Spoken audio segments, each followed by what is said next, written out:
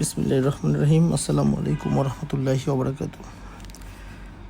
আজকে 13তম তারাবি এবং 13 তারাবিতে কোরআন শরীফের 16 নম্বর পারা সম্পূর্ণ পড়ানো হবে। এখানে থাকবে হচ্ছে সূরা কাহাফের বাকি অংশ এবং সূরা তহা সম্পূর্ণটা। তো আমরা গতকালকে সূরা আল কাহাফের খিজির আলাইহিস সালামের সাথে মুসা আলাইহিস সালামের যে দেখা হয় এবং তারপরে যে 3টা জায়গায় অলরেডি মুসা আলাইহিস সালাম কোশ্চেন করতে থাকে। আমরা লাস্ট কোশ্চেনটা যখন আমরা ওই জায়গাটা দেখেছি যে যখন একটা নিষ্পাপ বালককে খিজির আলাইহিস সালাম মেরে ফেলেন, তখন মুসা আলাইহিস সালাম তখন আবার কোশ্চেন করেন। এই পর্যন্ত আমরা দেখছি। এরপরে আবার মুসা আলাইহিস সালাম তার কাছে মাপ চাইলে তারপর একসাথে তারা চলতে থাকেন এবং চলতে থাকেন। তো একটা গ্রামের কাছে আসেন। এই গ্রামে তারা দুজনেই তখন খুব ক্ষুধার্ত ছিলেন। গ্রামবাসীর কাছে কিছু খাবার চাইলে মুসা আলাইহিস সালাম এবং খিজির আলাইহিস সালামকে গ্রামবাসী খাবার দেয় না, বরং অপমান করে। তো তখন ওনারা খাবার যেহেতু দেয় না, তো ওনারা গ্রামের ভিতরে দিয়ে যাচ্ছেন। তখন দেখা যায় গ্রামের একটা প্রাচীর, সেই প্রাচীরটা অলমোস্ট ধসে পড়ে যাবে এমন অবস্থা। সেটা খিজির আলাইহিস সালাম মেরামত করেন। তো মুসা আলাইহিস সালাম বলে যে আপনি এটা মেরামত করলেন ফ্রি, ওনারা তো আমাদেরকে কোনো আতিথেয়তাও করে নাই, তো বরঞ্চ আপনি যদি এটা কিছু টাকা নিয়ে ঠিক করে দিতেন তাহলে ওই টাকা দিয়ে তো আমাদের কাজে লাগতে পারতো। তো তখন খিজির আলাইহিস সালাম বললো যে দেখো, তুমি আবার আমাকে কোশ্চেন করলে, সো তোমার সাথে আর আমার হবে না, তোমার সাথে শেষ হয়ে গেল। তুমি তোমার রাস্তায় যাও, আমি আমার রাস্তায় যাব। তুমি ধৈর্য ধরতে পারো নাই। তবে হ্যাঁ, তুমি চলে যাওয়ার আগে আমি তোমাকে 3টা কেস জানাই দেবো। প্রথম যে কেসটা ছিল যে খিজির আলাইহিস সালাম নৌকাটাকে ভেঙে দিয়েছিল, নৌকাটার ক্ষতি করেছিল। তো এটা রিজনটা হচ্ছে একটু পরে একটা অত্যাচারী রাজা ছিল যে সব নৌকাগুলোকে ছিনিয়ে নিচ্ছিল। তো এই নৌকাটাকে একটু ভেঙে দেওয়ার কারণে ওই রাজাটা নৌকাটাকে নেবে না, বরঞ্চ মাঝি নৌকাটাকে একটু মেরামত করে সে কিন্তু স্টিল তার জীবিকা নির্বাহ করতে পারবে। এটা ছিল প্রথমটার এক্সপ্লেনেশন।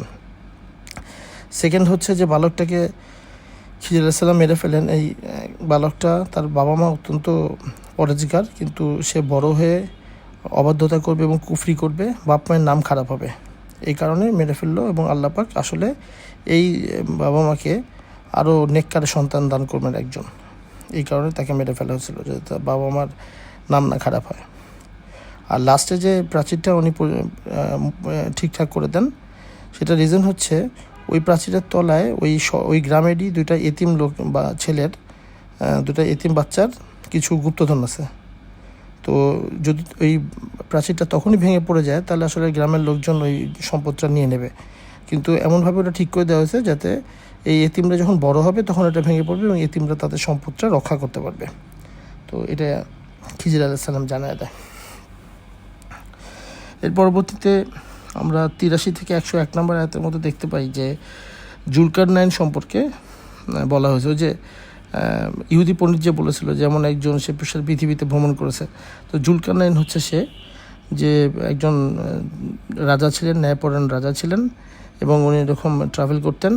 তো সে একবার ট্রাভেল করতে বের হলে সে 3টা গোত্রের সাথে তার দেখা হয়। লাস্ট যে গোত্রটা, সেই গোত্রটা কমপ্লেন করে তার কাছে যে ইয়াজুজ এবং মাজুজ বলে একটা জাত, তারা দেশে প্রচণ্ড অশান্তি করতেছে এবং তারা বলে যে আমরা আপনাকে কিছু টাকা পয়সা দিই, কিন্তু আপনারা আমাদেরকে একটু রক্ষা করেন, দরকার করলে আমাদের সাথে ওদের যে সীমানার মধ্যে একটা প্রাচীর নির্মাণ করে দেন। তো জুলকারনাইন তখন বলেন যে আমার আল্লাহ আমাকে যা দিয়েছে সম্পদটা যথেষ্ট, তোমরা একটু আমাকে হেল্প করো যাতে আমি প্রাচীরটা বানাতে পারি। তো তখন তিনি লোহার পাত দিয়ে এই এমনভাবে একটা প্রাচীর দিয়ে দেন যে ইয়াজুজ মাজুজ আর ওখান থেকে বেরোতে যেতে না পারে। এবং তারপরে উনি আগুন দিয়ে এটাকে আরও ঢালাই করে দেন আর কি, যাতে কোনোভাবেই না বেরোতে পারে। কিন্তু আল্লাহ পাক বলতেছে যে এখন ইয়াজুজ মাজুজ এটা অতিক্রম করতে পারতেছে না বা কিছুই করতে পারতেছে না, ওই পাশে আছে। কিন্তু আল্লাহ পাক বলতেছে যখন কিয়ামতের সময় সন্নিকটে আসবে তখন কিন্তু এই প্রাচীর ভেঙে ইয়াজুজ মাজুজটা বেরিয়ে আসবে। পরবর্তীতে এই সূরাটার 101 থেকে 110 নম্বর আয়াতের শেষের দিকে, 110 নম্বর আয়াতের কাছাকাছিতে আমরা আল্লাহ পাকের একটা কথা পাই। সেটা হচ্ছে যে আল্লাহর যে প্রশংসা, সেটা সমুদ্রের সম্পূর্ণ পানি যদি কালি হয়ে যায়, একটা পেনের কালি হয় এবং ওটাতে যদি লেখা শুরু হয় তাও এটা শেষ হবে না। এমনকি এই কালি এরকম সমুদ্র যদি আরও যোগ করা হয় তাও আল্লাহ পাকের প্রশংসা বা তার মহিমার কথা লিখে শেষ করা যাবে না, এই কথাটা বলা আছে। এই লাইনের মাধ্যমেই সূরা আল কাহাফের তেলাওয়াত শেষ হবে। এরপরের যে সূরাটা সেটা হচ্ছে সূরা মারিয়াম, এবং এটা একটা মাক্কি সূরা।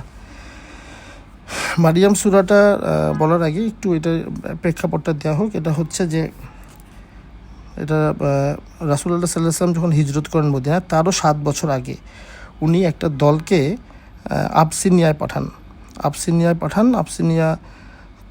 আবসিনিয়া বা হাবশি বলে আর কি, ওইখানে পাঠান। ওইখানকার রাজা ছিল হচ্ছে খ্রিস্টান, ওনার নাম হচ্ছে নাজ্জাসী। তো এই নাজ্জাসীর কাছে একটা দলকে উনি পাঠান এবং ওনারা ওইখানে অবস্থান নেন, একটা দল, সাহাবীদের একটা দল। তো যেহেতু নাজ্জাসী নিজে খ্রিস্টান ছিলেন, তো তখন এই কাফিরদের পক্ষ থেকে মক্কা থেকে কিছু কাফির আবার এই হাবশার রাজা নাজ্জাসীর দরবারে যে বলে যে মুসলমানদেরকে জিজ্ঞাসা করেন যে তারা ঈসা আলাইহিস সালাম সম্পর্কে কি বলে। তো এই এই এই সময় আসলে ওখানে হযরত জাফর ইবনে আবি তালিব ছিলেন। উনি রাজা নাজ্জাসীর দরবারে এই সূরা মারিয়ামটা পড়ে শোনান। তার মানে হচ্ছে হিজরতের 7 বছর আগে এই দল, সাহাবীদের দল গিয়েছিল হচ্ছে হাবশাতে বা আবসিনিয়াতে, এবং তার আগেই কিন্তু এই সূরাটা নাজিল হয়েছে। তো এই সূরাতে আপনারা বুঝতে পারতেছেন, এই সূরাতে ঈসা আলাইহিস সালাম, মারিয়াম আলাইহিস সালাম, ওনাদের কথা থাকবে। তো আমরা শুরু করি। 1 থেকে 15 নম্বর আয়াতের মধ্যে আমরা দেখতে পারি জাকির আলাইহিস সালামের কথা। তো জাকির আলাইহিস সালামের কথা আপনারা জানেন যে উনি মারিয়াম আলাইহিস সালামকে দেখতেন। আমরা আগের তেলাওয়াত থেকে জানতে পেরেছি যে মারিয়াম আলাইহিস সালামের কাছে আল্লাহর কাছ থেকে খাবার আসতো এবং উনি একটা ঘরের মধ্যে নিমগ্ন থাকতেন ইবাদতে। তো এরকম নেককার মারিয়াম আলাইহিস সালামকে দেখে ওনার মনের মধ্যে একটা শখ আসে যে ওনারও তো কোনো সন্তান ছিল না, তো ওনার একটা আল্লাহ যাতে ওনাকে একটা সন্তান দেয়। তো উনি আল্লাহর কাছে দোয়া করেন যে আল্লাহ, আপনাকে ডেকে আমি তো কখনো বিফল হয়নি, তো আমাকে একটা উপযুক্ত উত্তরাধিকারী আমার নাই, আমাকে একটা উত্তরাধিকারী দেন, আমার স্ত্রী তো বন্ধা। তো আল্লাহ তখন ওনার এই দোয়াটা কবুল করেন এবং বলে যে আমি তোমাকে একটা পুত্র সন্তানের সুসংবাদ দিচ্ছি, যার নাম হবে ইয়াহইয়া। এই একটা নাম আল্লাহ পাক ওনাকে সন্তানও দিয়েছে এবং নামটাও দিয়ে দিয়েছে। তো কিন্তু আল্লাহ পাক এর সাথে বলে দেয় যে দেখো জাকারিয়া, তুমি 3 দিন পর্যন্ত কোনো মানুষের সাথে কথা বলবে না। তো এই 3 দিন আসলে জাকির আলাইহিস সালাম ইশারায় মানুষজনের সাথে কমিউনিকেট করেন এবং পরবর্তীতে তার এই ইয়াহইয়া আলাইহিস সালাম তার সন্তান হিসেবে দুনিয়াতে আসেন, যিনি একজন নবী ছিলেন। একটা জিনিস বলা হয় যে এই সময় এই 15 নম্বর আয়াতের মধ্যে বলা আছে যে ইয়াহইয়া আলাইহিস সালাম যেদিন ইয়াহইয়া আলাইহিস সালামকে আল্লাহ পাক শান্তি দিয়েছেন, সে যেদিন জন্মগ্রহণ করবে, মৃত্যুবরণ করবে এবং আবার পুনরুত্থিত করবে। 3টা জিনিস একটু ছোটো করে বলি।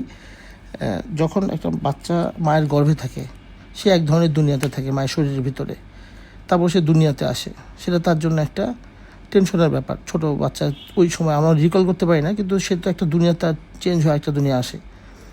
এবং যেদিন সে মৃত্যুবরণ করবে, সেটাও কিন্তু এই মৃত্যুর জগতে আমরা যখন চলে যাব, সেটাও কিন্তু আমাদের জন্য একটা একদম সম্পূর্ণ অজানা একটা জগৎ, তাই না? আবার মৃত্যুর জগতে চলে গেলাম, ওইখান থেকে আবার কিয়ামতের ময়দানে আমরা যখন উঠবো, তখন সবাই ইয়ানফসি, তখন কেউ কাউকে চিনবে না, ভয়ঙ্কর অবস্থা।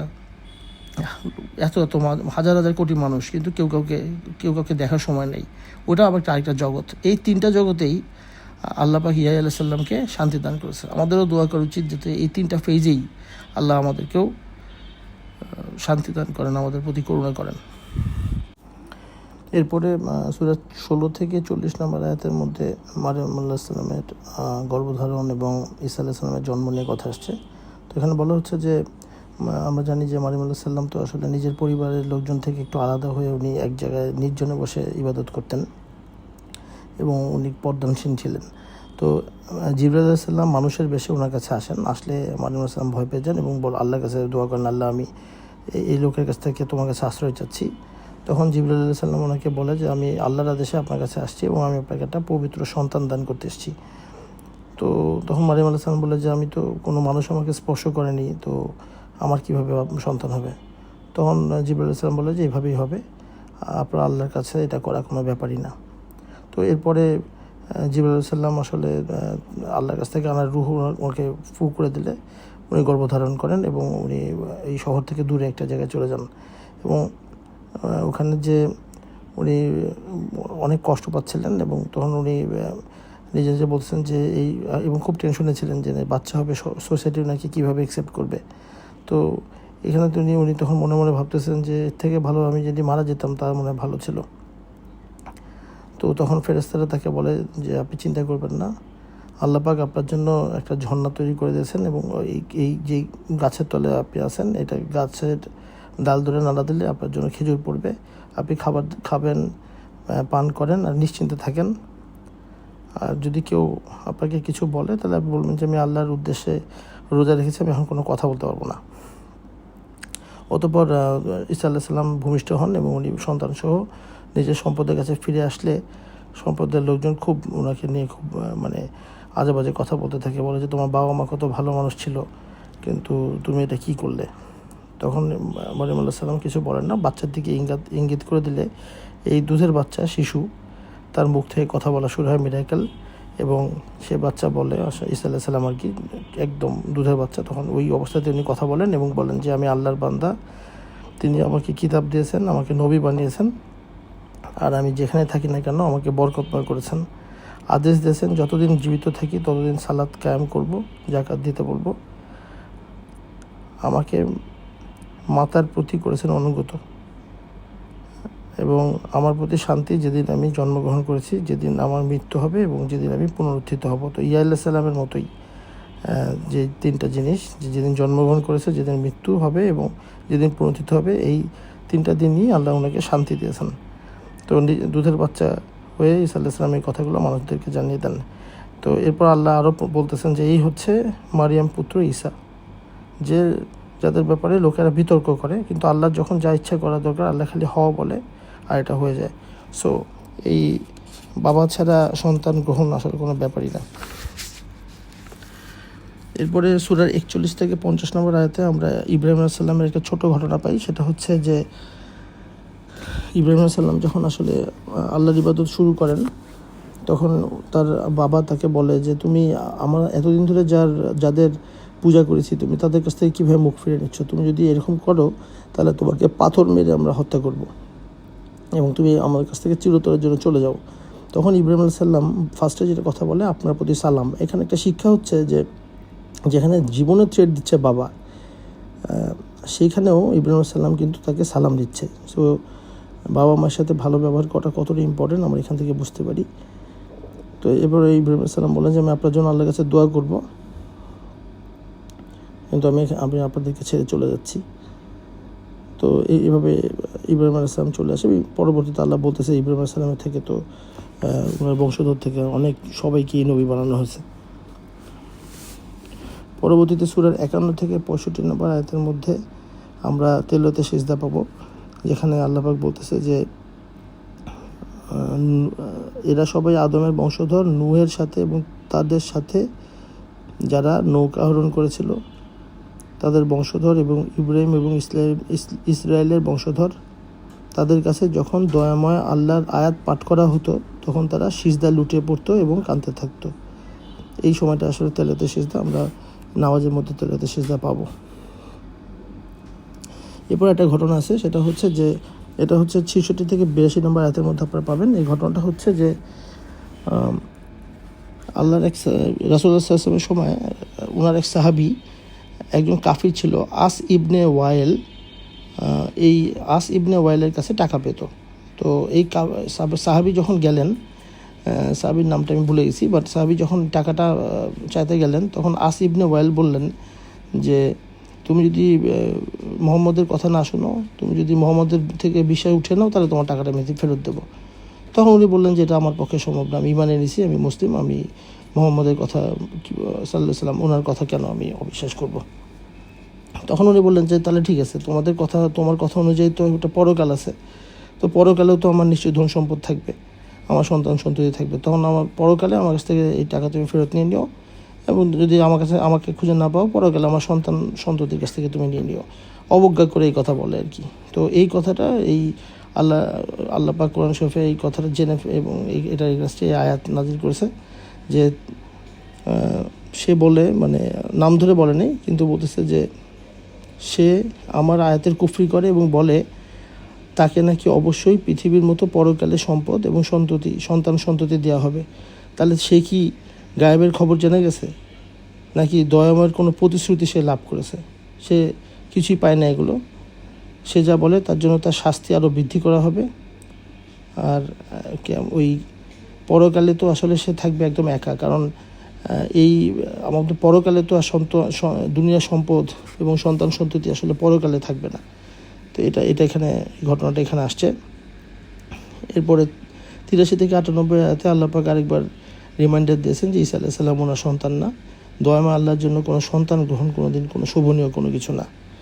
সূরা মারিয়াম এভাবে শেষ হয়ে গেছে। এরপরের যে সূরাটা, এই সূরাটার নাম হচ্ছে সূরা তহা। এটা একটা মাক্কি সূরা।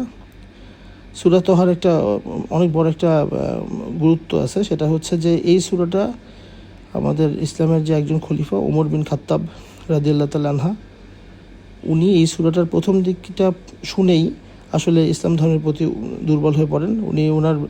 আমরা জানি যে উনি ওনার কাজিন ফাতেমাকে মারতে, ওনার বোন সম্ভবত,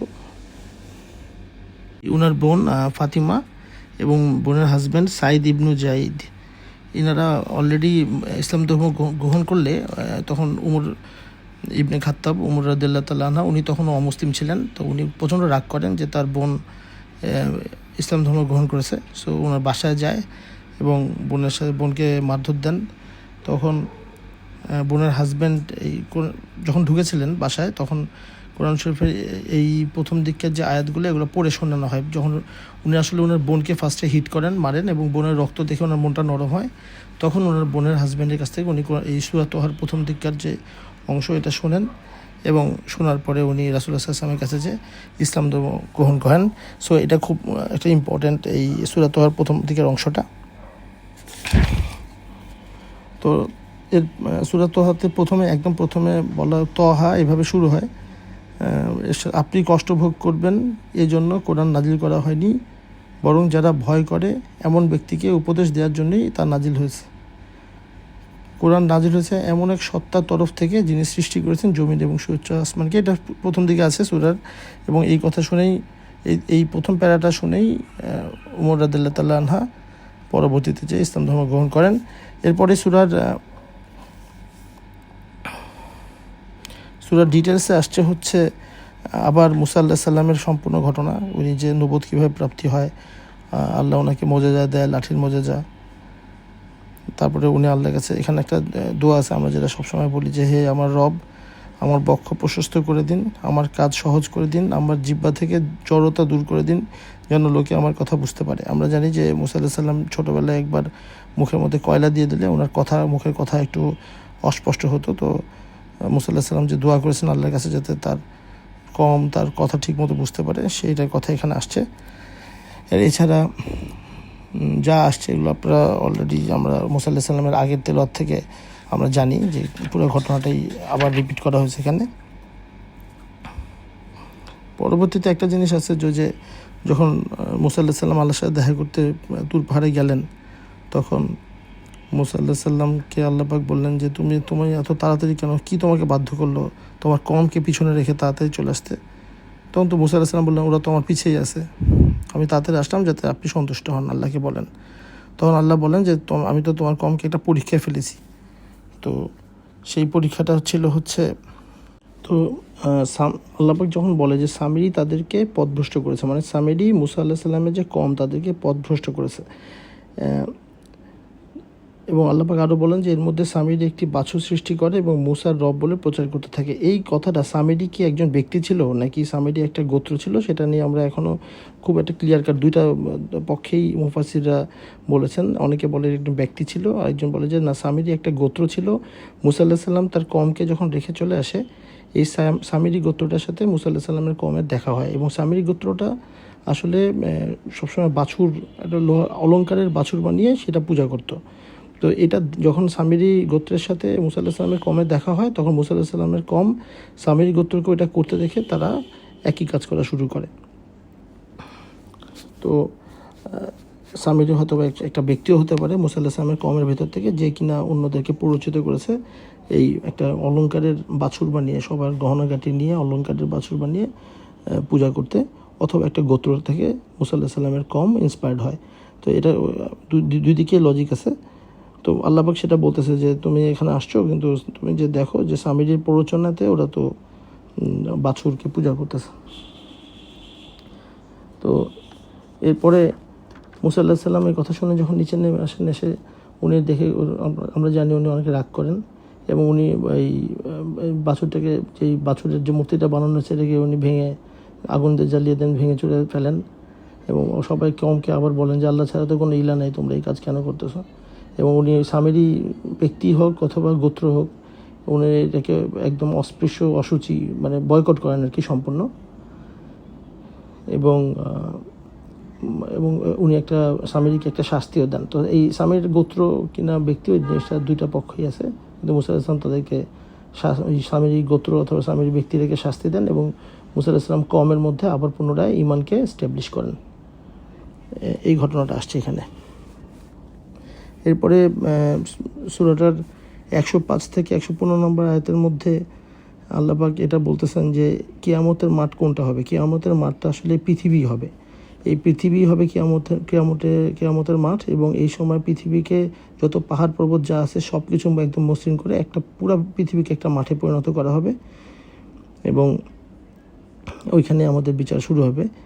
আর এখানেই আমরা সবসময় পড়ি যে রাব্বি জিদনি ইলমা, এই দোয়াটা এখানে আল্লাহ পাক রাসূলুল্লাহ সাল্লাল্লাহু আলাইহি ওয়াসাল্লামকে শিখিয়ে দিয়েছেন। জ্ঞান বাড়াতে চাইলে, হে রসুল, জ্ঞান বাড়াতে চাইলে আপনি বলুন, হে আমার রব, আপনি আমার জ্ঞান বৃদ্ধি করে দিন। সূরাটার 116 থেকে 128 নম্বর আয়াতের মধ্যে গেলে আমরা একটা জিনিস দেখি, সেটা হচ্ছে যে যারা আল্লাহ স্মরণ থেকে মুখ ফিরে রাখে তাদেরকে কিয়ামতের ময়দানে উঠানো হবে হচ্ছে অন্ধ অবস্থায়। তারা চোখে কিছু দেখতে পাবে না, কিন্তু তখন তারা বলবে যে হে আল্লাহ, আমরা তো পৃথিবীতে আমাদের তো চোখ ছিল, আমাদের তো দেখার ক্ষমতা ছিল। তখন আল্লাহ বলবেন যে তুমি আমার আয়াতগুলোকে তো দেখো নাই, বা আয়াতগুলো থেকে তো তুমি গোমরা ছিলে, এই কারণে তুমি আজকে অন্ধ। এরপরে সূরার 129 থেকে 135তম আয়াতের মধ্যে আল্লাহ পাক নামাজের সময়কাল নির্ধারিত করে দিয়েছেন, এবং বলে দিয়েছেন যে সূর্য উদয়ের পূর্বে, সূর্য অস্তের পূর্বে, রাতের কিছু অংশ, দিনের প্রান্তসমূহে আমাদেরকে নামাজ পড়তে হবে। এই সূরাটা এইভাবেই শেষ হয়েছে, এবং সূরা তোহা শেষের সাথে সাথে আজকের দিনের তেলাওয়াতও শেষ হবে। আমরা নেক্সট দিন তারাবি 14-তে নতুন সূরা শুরু করব ইনশাল্লাহ। ধন্যবাদ সবাইকে আমার সাথে থাকার জন্য। আসসালামু আলাইকুম ওয়া রাহমাতুল্লাহি ওয়া বারাকাতুহু।